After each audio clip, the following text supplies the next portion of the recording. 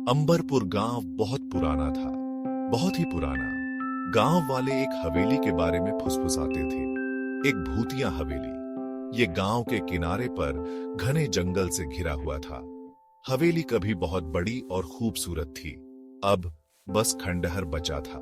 इसकी खिड़कियां खाली आंखों की तरह दुनिया को घूरती रहती थीं। लोगों ने डरावनी कहानियां सुनाई, अजीब आवाजें, भयानक परछाइयां और एक रूह कंपाने वाली मौजूदगी। ऐसा कहा जाता था कि जो कोई भी हवेली में रात बिताने की हिम्मत करता, वो कभी भी ठीक दिमाग से बाहर नहीं आता।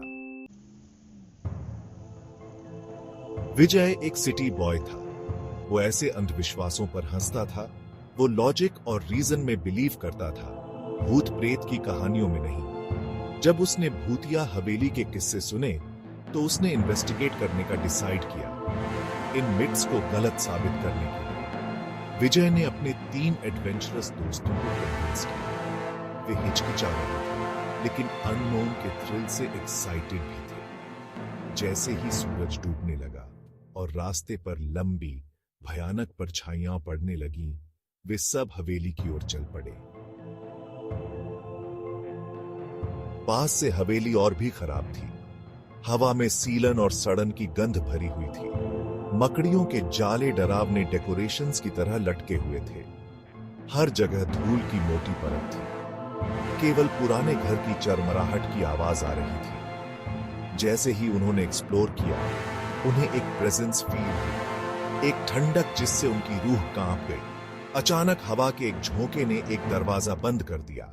उन्होंने हॉलवे में एक बच्चे की हंसी गूंजती सुनी, लेकिन हॉलवे खाली था। उनके दिलों में डर समा गया। वे एक कमरे में ठोकर मारकर गिर पड़े। वो सरप्राइजिंगली अच्छी हालत में था। एक रॉकिंग चेयर धीरे से हिल रही थी, मानो किसी अनसीन हैंड ने उसे हिलाया हो। एक टेबल पर एक डायरी खुली हुई थी। यह हवेली के पुराने केयरटेकर की थी। उसमें एक ट्रैजिक एक्सीडेंट के बारे में लिखा था। हवेली की दीवारों के अंदर एक परिवार की मौत हो गई। उनकी आत्माओं को शांति नहीं मिली। घबराकर दोस्तों ने वहां से जाने का फैसला किया, लेकिन फ्रंट डोर खुला ही नहीं, मानो किसी अनसीन फोर्स ने उसे बंद कर रखा।